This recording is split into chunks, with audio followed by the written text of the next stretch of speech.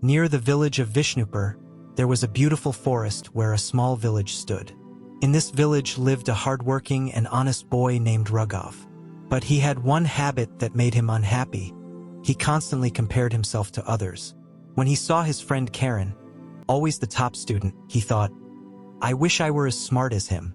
When he saw his rich neighbor Sidar, he thought, "I wish I had that wealth."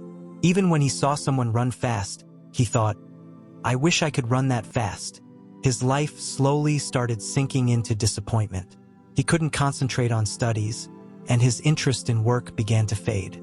He felt like he could never be successful like the people he kept comparing himself to. One day, a famous saint visited the village, known for teaching deep truths about life. Raghav had heard of his wisdom, so he went and said, "Gurudev, I work hard, but I feel sad when I see people better than me.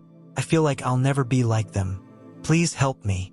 The saint smiled and said, "Come to the oldest tree in the village tomorrow morning. You'll find your answer there." Though confused, Raghav trusted the saint's advice. The next morning, as the sun rose, he reached the tree. The saint was already there. "Look carefully at this forest," he said. Raghav looked around and answered, "Gurudev, there are many kinds of trees. Some tall, some short, some full of fruits, others not."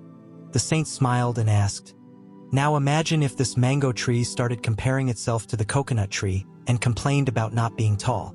Or the coconut tree felt bad for not giving sweet fruits like the mango tree. Would that make sense?" Raghav replied, "No, Gurudev, that would be foolish." "Then tell me, how does this forest look to you?" the saint asked. Raghav replied, "It looks beautiful and balanced." The saint smiled again and said, "That is the greatest truth of life. Just as every tree has its own unique nature and purpose, every human has their own journey and destiny. Mango trees give sweet fruits. Coconut trees provide height and strength. Both have value despite their differences." Raghav nodded, but still looked uncertain. The saint then took him to a pond where fish were swimming. He pointed to a bird and said, "If the fish complained about not being able to fly like the bird, would that be fair?" "Not at all," Raghav answered. "Fish are made to swim, birds to fly." The saint said, "Then why do you want to be someone else?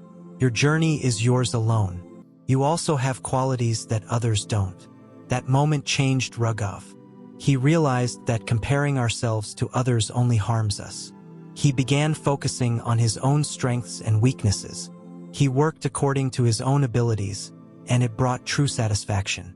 Slowly, his confidence returned, and he began to see life in a new light. Years later, he built a successful business. He became an inspiration in the village. When asked about his secret, he simply smiled and said, "Never compare yourself to others.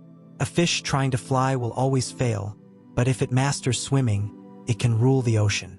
The sun and the moon shine in their own time. So should you."